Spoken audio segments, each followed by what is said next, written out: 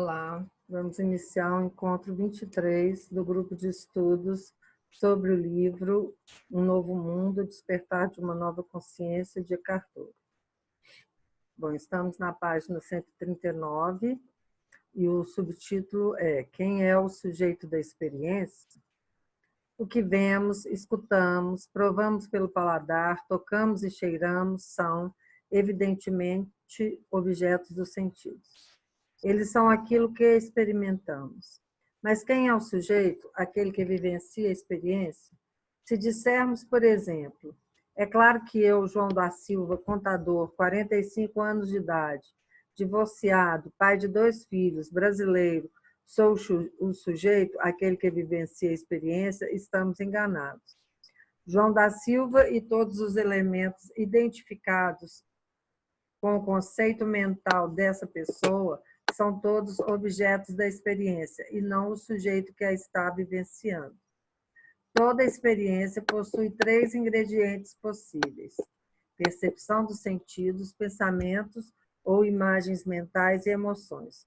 João da Silva, contador, 45 anos de idade, divorciado, pai de 2 filhos brasileiro. Esses são todos pensamentos e, portanto, fazem parte do que nós sentimos no momento que os temos. Eles e qualquer outra coisa que possamos dizer e pensar sobre nós são objetos e não o sujeito. São a experiência e não aquele que vivencia a experiência. Podemos acrescentar mais umas 1000 definições, pensamentos sobre quem nós somos e, ao fazermos isso, certamente aumentaremos a complexidade da experiência de nós mesmos. No entanto, dessa maneira, não chegaremos ao sujeito, que é anterior a toda a experiência, mas sem o qual elas não existiriam. O sujeito é exatamente o observador por trás da experiência, aquele que observa, né? Aquele que está ali imóvel, contemplando a mudança, aquilo que está em movimento. Então, quem é aquele que vivencia a experiência? Somos nós. E quem somos nós? Consciência. E o que é consciência? Essa pergunta não pode ser respondida. No momento em que a respondermos, vamos falsificá-la, transformá-la em outro objeto. Vamos rotulá-la, né? A consciência, termo tradicional para aquilo que é espírito, não pode ser conhecida no sentido comum dessa palavra. E tentar persegui-la é bobagem. Até dizer a palavra consciência, né, definindo aquilo que está por trás, né, aquele que é o absoluto, são todos nomes, né, mas é o que nós usamos para poder termos alguma cognição a respeito disso, né? A consciência, termo tradicional para aquilo que é espírito, não pode ser conhecida no sentido comum dessa palavra, e tentar persegui-la é bobagem. Todo conhecimento se encontra no âmbito da dualidade, sujeito e objeto, o conhecedor e o conhecido. O sujeito, o eu, o conhecedor, sem o qual nada seria conhecido, percebido, pensado, sentido, deve permanecer para sempre incognoscível. Isso porque o eu não tem forma, apenas as formas podem ser conhecidas. E ainda assim, sem a dimensão, sem forma, o mundo das formas não poderia existir. Esse é o espaço iluminado, no qual o mundo sujo desaparece.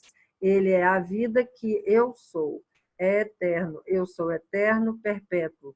O que acontece nesse espaço é relativo e temporário. Prazer e dor, ganho e perda, nascimento e morte. Então, o sujeito é aquele que é eterno. A gente, às vezes, fala aquele que é o absoluto, né, ou a consciência, né, e ela não pode ser conhecida através da mente, do conhecimento dos objetos. Só transcendendo isso, né, que pode ser tocado, que pode ser sentido e cheirado, né, é que nós nos conhecemos, mas não conhecer, mas através da vivência. Nós vivenciamos o ser. Apenas somos o que somos. Sem definições, sem forma, sem nome, apenas somos. O maior impedimento à descoberta do espaço interior, a principal barreira à descoberta daquele que tem a experiência, é nos tornarmos tão subjugados pela experiência que acabemos perdidos nela. Isso significa que a consciência está desorientada em seu próprio sonho. Somos arrebatados por todo pensamento, toda emoção e toda sensação, a tal ponto que, na verdade, nos encontramos num estado de sonambulismo. Essa tem sido a situação normal da humanidade por milhares de anos. Eu quero abrir um parêntese aqui, porque aqui parece que está separando uma coisa de outra, não é? Isso é normal porque faz parte da dualidade do ser, esse que vivencia a experiência, né? Separar o observador do observado. Porque tudo é consciência.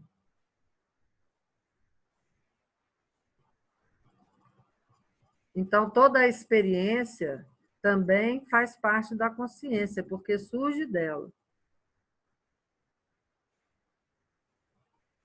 Então, quando ele diz aqui, essa tem sido a situação normal da humanidade por milhares de anos, sim, porque assim é. Faz parte do processo. O manifesto se manifesta para que nós possamos conhecê-lo, vivenciá-lo através da transcendência da dualidade.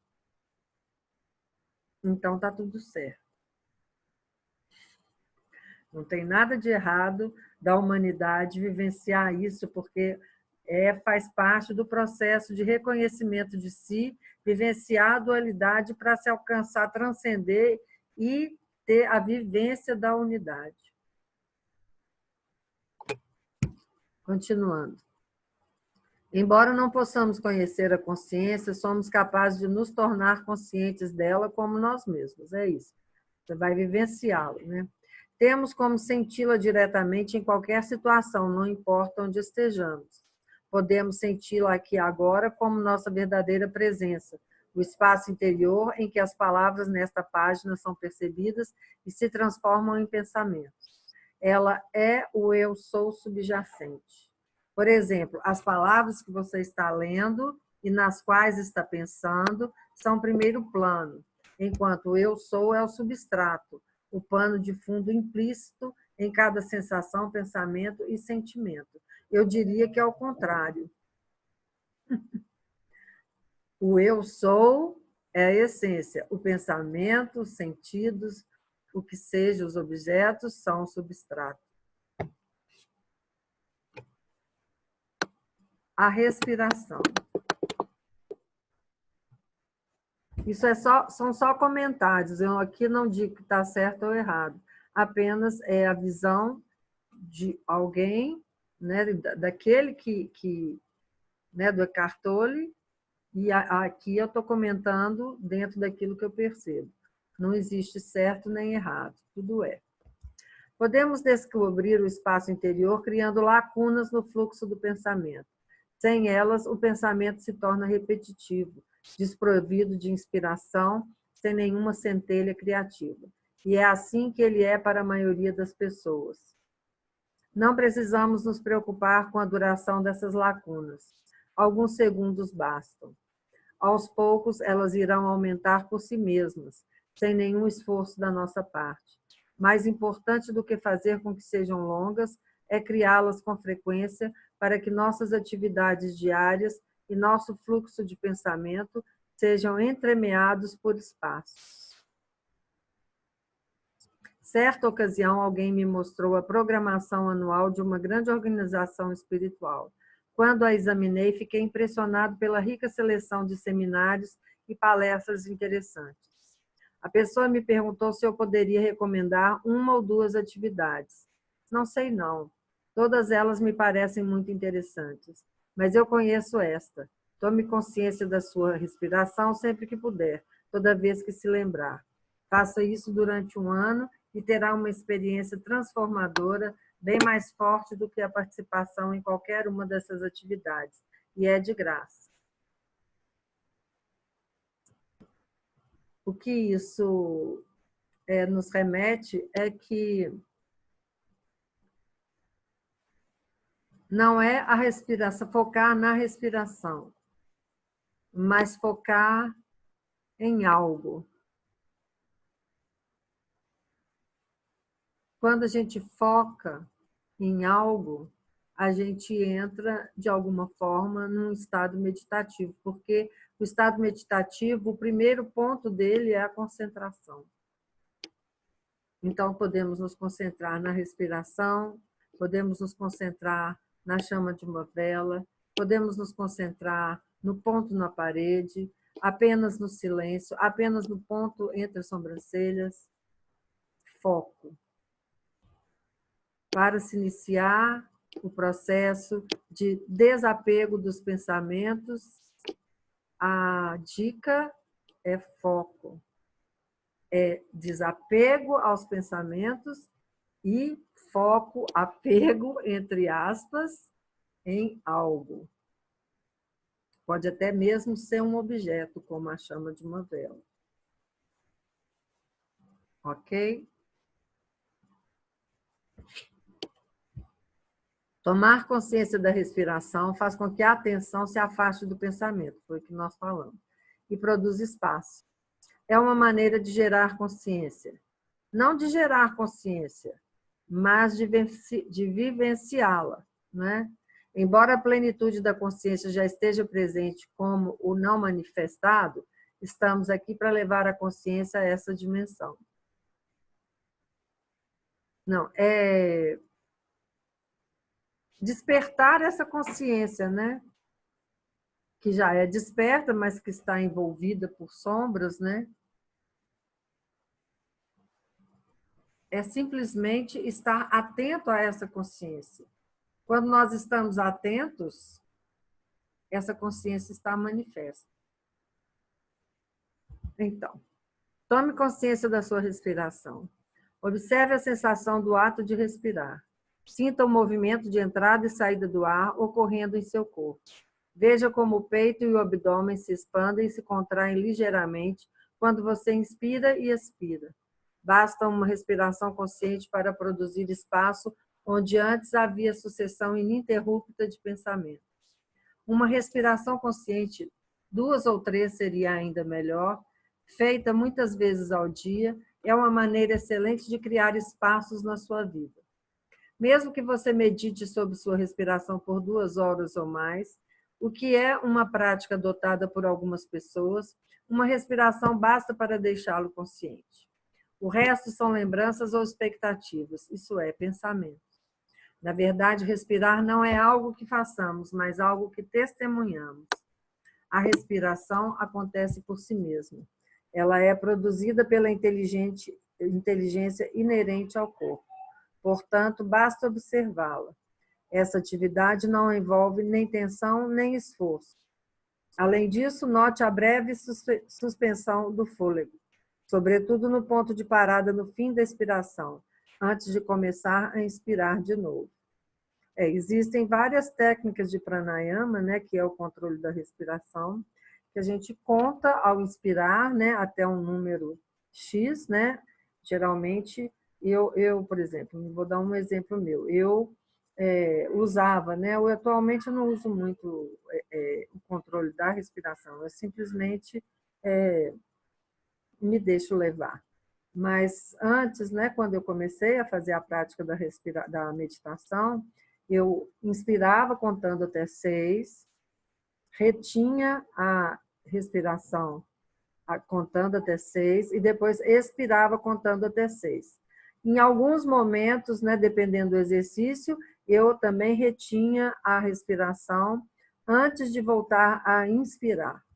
Então, tinha o exercício de 3 movimentos, né, de inspirar, reter e expirar, e depois tinha também o de inspirar, reter, expirar, reter. Então, eram 2 tipos, né, que eu fazia. Né? E aí vai depender de cada um, né? Não é aconselhável reter durante muito tempo, né? Assim, nem fazer, porque isso mexe com a energia, né? Kundalini, e que ela deve subir naturalmente, não forçada, porque isso vai causar, às vezes, algum, vamos dizer, desequilíbrios, né, no seu corpo físico e no seu corpo sutil, né? Então, é melhor fazer as coisas com leveza, sem forçar muito, tá certo? Muitas pessoas têm a respiração curta, o que não é natural. Quanto mais tomamos consciência da respiração, mais sua profundidade se restabelece sozinha. Como a respiração não tem forma própria, ela tem sido equiparada ao espírito, a vida sem uma forma específica, desde tempos ancestrais. O Senhor Deus, abre aspas, o Senhor Deus formou, pois, o homem do barro da terra e inspirou-lhe nas narinas um sopro de vida, e o homem se tornou um ser vivente. Fecha aspas. A palavra alemã para respiração, Atmen, tem origem no termo sânscrito Atman, que significa o espírito divino que nos habita, ou Deus interior. O fato de a respiração não ter forma é uma das razões pelas quais a consciência da respiração é uma maneira muito eficaz de criar espaços na nossa vida, de produzir consciência. Ela é um excelente objeto de meditação, justamente porque não é um objeto, não tem contorno nem forma. O outro motivo é que a respiração é um dos mais sutis e aparentemente insignificantes fenômenos, a menor coisa, entre aspas, que, segundo Nietzsche, constitui a melhor felicidade. Cabe a você decidir se vai ou não praticar a consciência da respiração como uma verdadeira meditação formal. No entanto, a meditação formal não substitui o empenho em criar a consciência do espaço na sua vida cotidiana. Mas é vamos dizer que seja um impulso, né, a prática da meditação. Porque a meditação em si, o nosso estado real é um estado meditativo. O estado do nosso ser, da nossa consciência, é um estado de meditação, que é o estado de observação neutra. Estar em meditação é estar em observação com uma atitude de receptividade, de neutralidade, de abertura. Né? Então, esse estado meditativo, né, ele é o estado natural do ser, é o estado natural da consciência. Então, à medida que você vai praticando a meditação, a respiração consciente, né, o foco na respiração, você vai criando esses espaços, né, e dando oportunidade da consciência limpa e neutra se manifestar.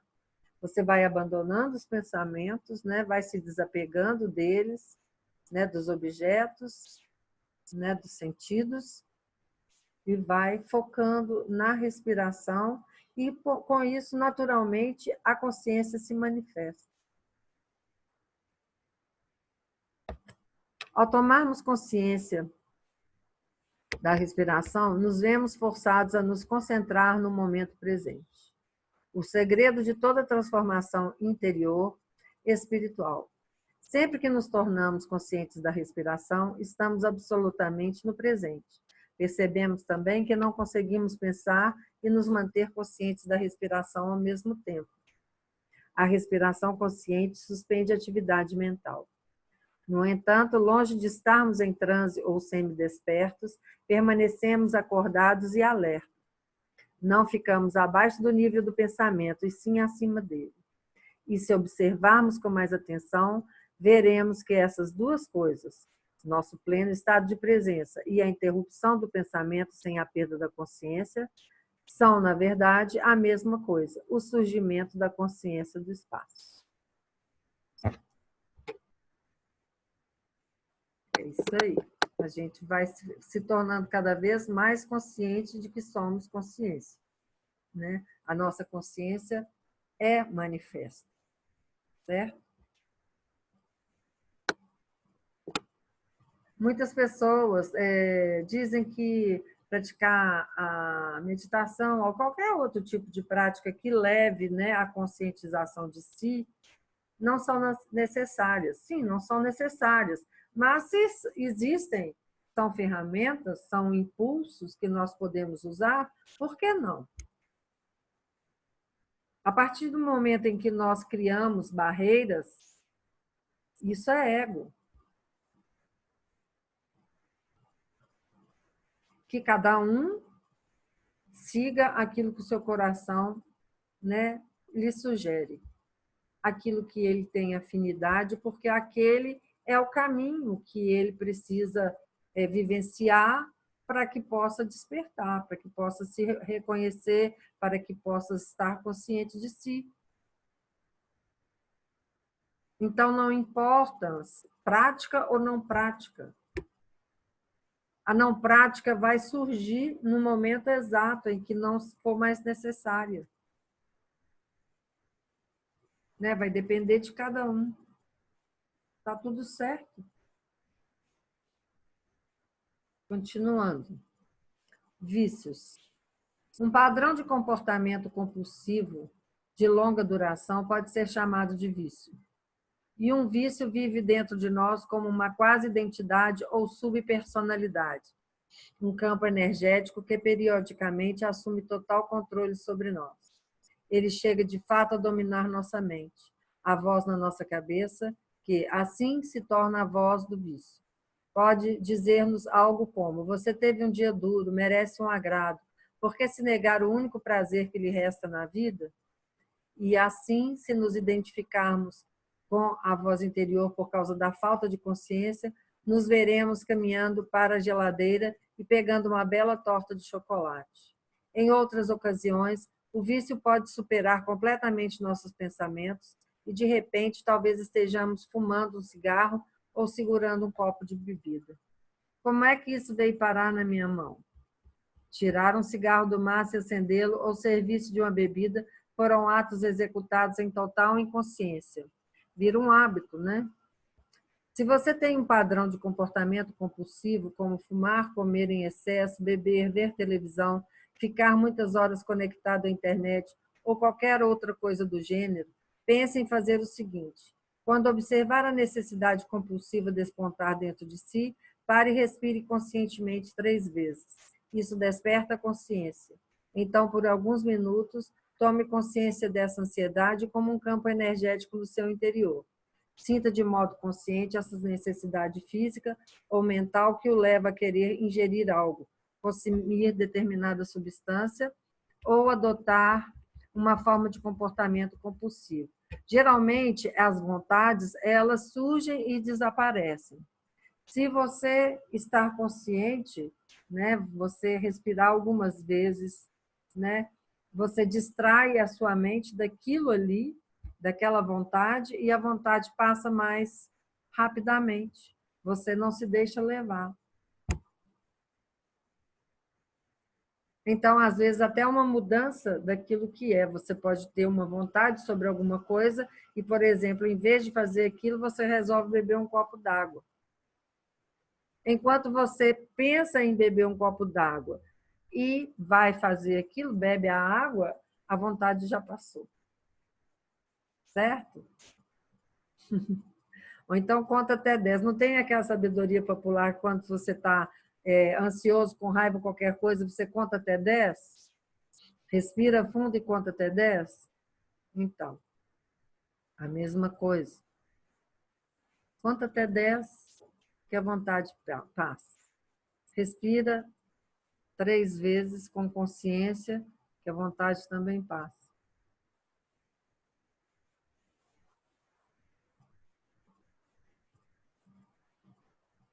Bom, depois que você fizer essa respiração consciente algumas vezes, depois poderá descobrir que a urgência compulsiva desapareceu, pelo menos dessa vez, ou que ela ainda domina e tudo que lhe resta é agir sob seu comando de novo. Nesse caso, porém, não faça disso um problema. Torne o vício parte de sua prática de consciência, seguindo as instruções que acabei de fornecer. À medida que a consciência for aumentando, os padrões de dependência começarão a se enfraquecer e acabarão por se dissipar, Lembre-se, contudo, de estar atento a todos os pensamentos que justificam o comportamento exigido pelo vício, algumas vezes com argumentos inteligentes. Pergunte-se, entre aspas, quem está dizendo isso? Fecha aspas. E perceberá que é o vício. Uma vez que você saiba disso, esse vício é quem? É o ego, né? Uma vez que você saiba disso, que esteja presente como observador da sua mente, serão menores as probabilidades que ele o engane para que atenda a sua vontade. Você pode ir mais fundo também para descobrir por que você substitui um sentimento, uma carência, por um vício. O que te leva ao vício? A te dar alguma coisa para que você se sinta anestesiado, se sinta, de alguma forma, né, bem. Tudo isso como se fosse uma coisa que passa ali, né? Porque logo você quer usar de novo o vício, né? Aquilo, né? O cigarro, a bebida. Porque você está sempre insatisfeito.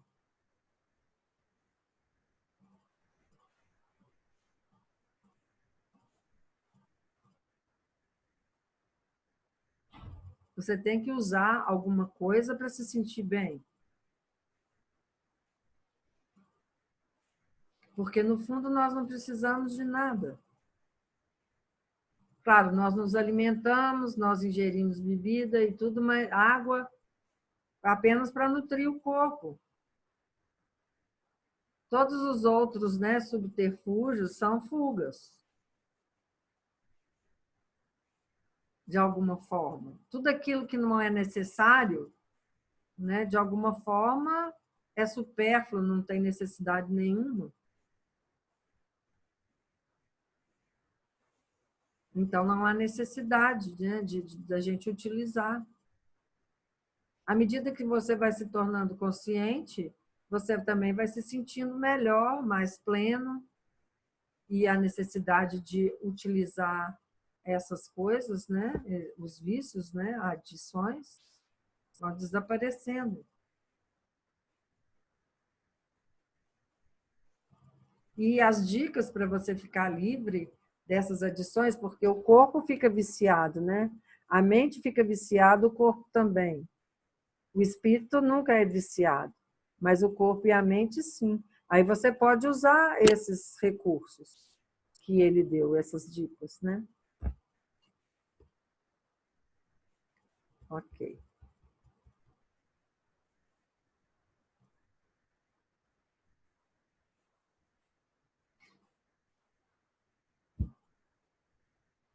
Então, vou só repetir a última frase aqui desse capítulo. Uma vez que você saiba disso, que esteja presente como observador da sua mente, serão menores as probabilidades de que ele o engane para que atenda a sua vontade. Isso. A percepção do corpo interior.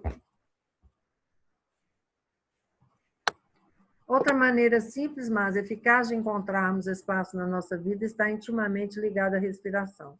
Você descobrirá que, enquanto sente o fluxo sutil do ar entrar no seu corpo e sair dele, assim como o movimento de subida e descida do tórax e do abdômen, também está ficando ciente do seu corpo interior.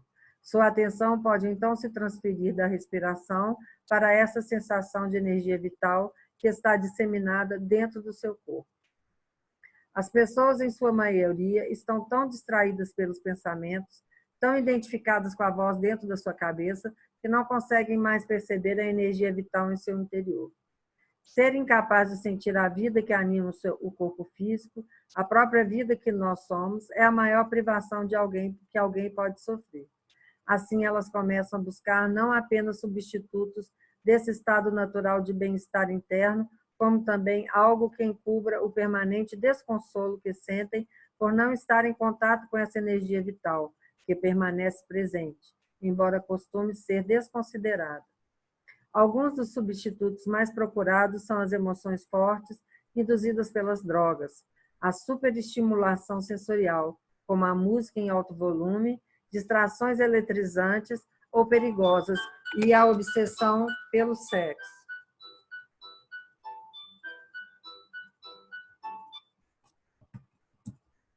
Até mesmo os conflitos nos relacionamentos são colocados no lugar dessa sensação genuína de energia vital. O recurso mais visado para suprir o contínuo desalento subjacente são os relacionamentos íntimos. Um homem ou uma mulher que faça a pessoa feliz. Isso, é claro, está entre as mais frequentes de todas as decepções, entre aspas. E quando o desconsolo volta à tona, o parceiro ou parceira é sempre responsabilizado por isso. Então, as pessoas estão sempre buscando algo que as complete, que as satisfaça, para que traga algum consolo, né? Algum calor interno, alguma coisa que vá trazer algum tipo de completude, né? Mas tudo isso é falso, porque ela precisa apenas estar consciente de si para descobrir a plenitude já existente, que é inerente a si. E à medida que ela vai fazendo a prática da respiração, da meditação, ela vai encontrando essa plenitude, vai se tornando consciente e vai aí se desapegando desses recursos, né, supérfluos, dos vícios, que são pura ilusão. Respire conscientemente 2 ou 3 vezes. Agora veja se consegue detectar uma sensação sutil da energia vital que permeia todo o seu corpo interior. Você é capaz de, digamos, sentir seu corpo de dentro para fora? Procure ter uma breve sensação de partes específicas. As mãos, depois os braços, os pés e as pernas. Pode sentir o abdômen, o peito, a nuca e a cabeça? E quanto aos lábios? Há vida neles? Em seguida, tome consciência mais uma vez do corpo interior como um todo. A princípio, talvez você queira praticar esse exercício de olhos fechados. No entanto, depois de sentir seu corpo, abra os olhos e observe ao redor enquanto continua a senti-lo. Algumas pessoas podem achar que não há necessidade de fechar os olhos. Na verdade, talvez elas até consigam sentir o corpo interior enquanto leem esse texto. Exato. Na yoga, né, a gente tem a La Yoga, que é uma yoga do relaxamento, em que a gente vai sentindo todas as partes do corpo, né? A própria yoga mesmo, né, com os asanas, né, a gente vai tomando consciência das partes, de todas as partes do corpo a partir do nosso interior, porque nós estamos totalmente relaxados e conscientes. Nós trabalhamos a respiração e os movimentos, aliado aos movimentos. Vamos nos tornando cada vez mais conscientes de nós mesmos, do nosso ser interior, que é também, se manifesta no exterior. Né? O nosso corpo físico é a manifestação do nosso ser interior, da consciência que tudo é.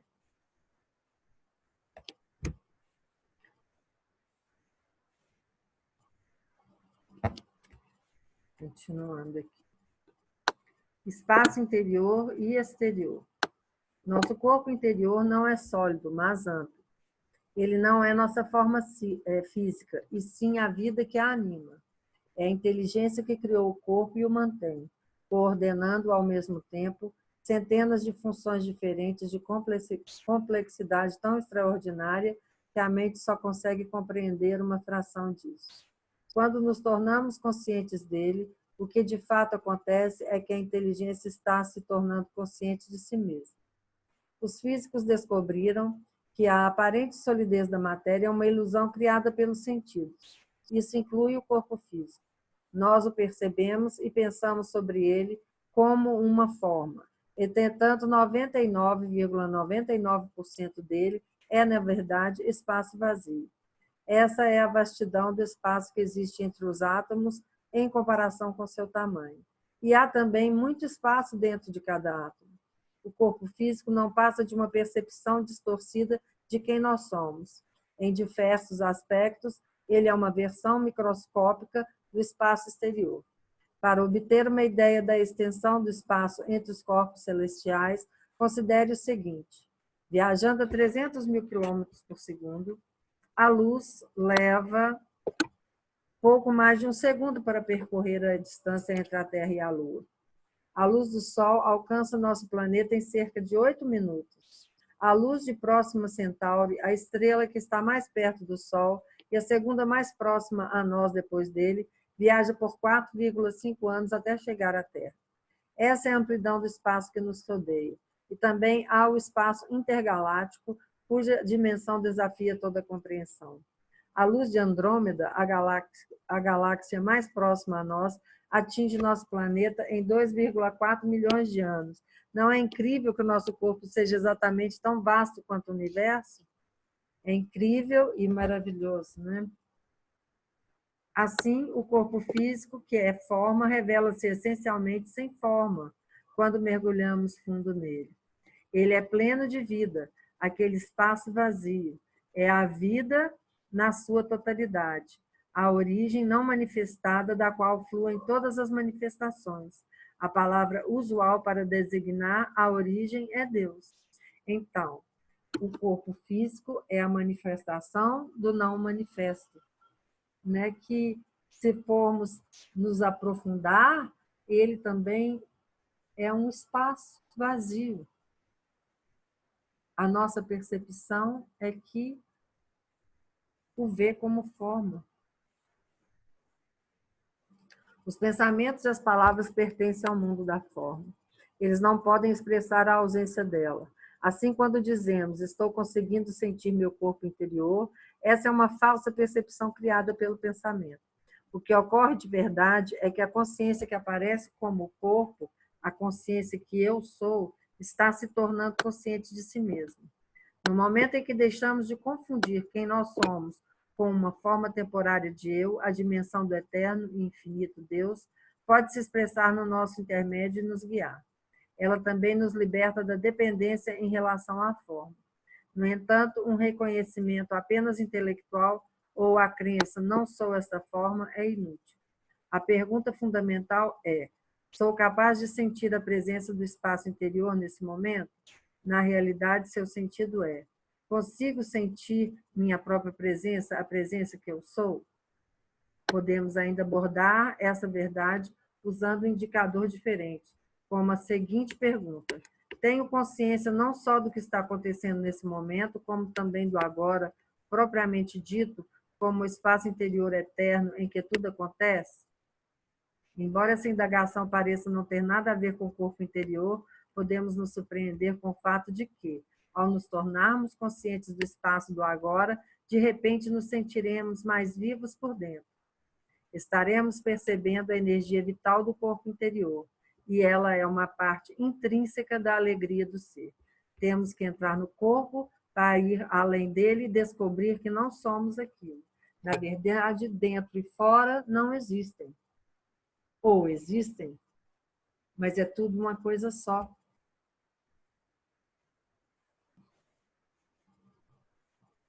Interior e exterior são o mesmo.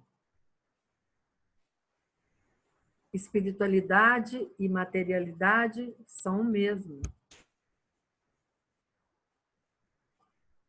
Vivemos a espiritualidade na materialidade.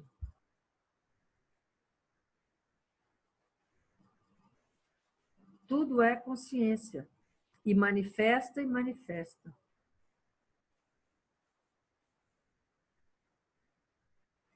Quando dizemos corpo interior, é apenas uma forma de nos conectarmos ao imanifesto.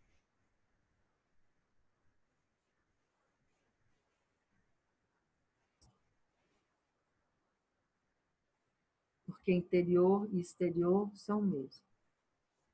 Sempre que possível, use a consciência do corpo interior para produzir espaço. Durante uma espera, quando estiver ouvindo alguém, ou nas ocasiões em que fizer uma pausa para apreciar o céu, uma árvore, uma flor, seus filhos, seu marido ou sua mulher, sinta a vida dentro de si ao mesmo tempo. Isso significa que parte da sua atenção ou consciência permanece sem forma, enquanto o resto está disponível para o mundo exterior das formas. Toda vez que você habitar seu corpo dessa maneira, ele servirá como uma âncora para mantê-lo presente no agora. Isso o impedirá de se perder no pensamento, nas emoções e nas situações externas. Se sempre estivermos conscientes de nós mesmos, né? Quando pensamos, sentimos, percebemos e vivemos uma experiência, a consciência adquire uma forma. É a reencarnação, num pensamento, num sentimento, num sentido de percepção, numa experiência. O ciclo de renascimentos de que os budistas esperam finalmente se libertar acontece de modo contínuo, e é apenas neste momento, por meio do poder do agora, que conseguiremos sair dele.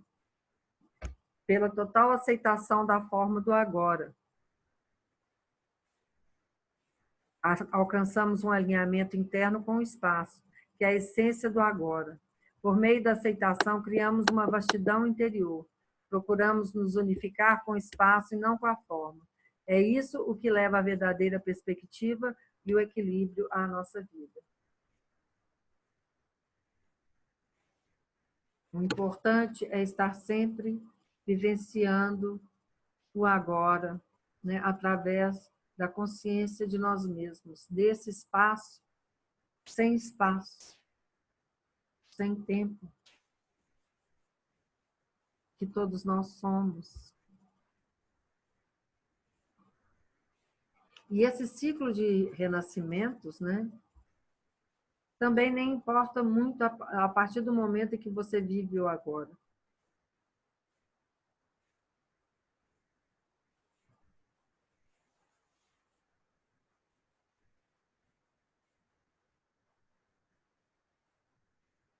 Quando você fica querendo se livrar do ciclo de renascimento, você está pensando no futuro. Está, de alguma forma, focado em algum tipo de sofrimento, porque você liga a roda de renascimento, né, a roda de Sansara, a algum tipo de sofrimento. Se libertar da roda de nascimentos, de renascimento, da roda de Sansara, é se libertar do passado e do futuro. É vivenciar o agora, o eterno agora. Não importa quem você foi ou quem você vai ser, se tiver que ser ou não. O importante é estar aqui presente, nesse espaço sem tempo, que nós chamamos de aqui e agora.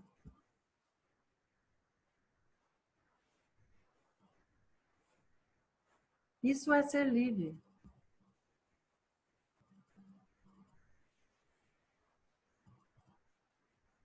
Estar consciente de si. Isso é liberdade. Isso é paz. Ok. Vamos encerrar o nosso encontro de hoje. Né? Agradeço a presença de vocês, né? E convido para o próximo encontro, ok? Namastê, bom descanso.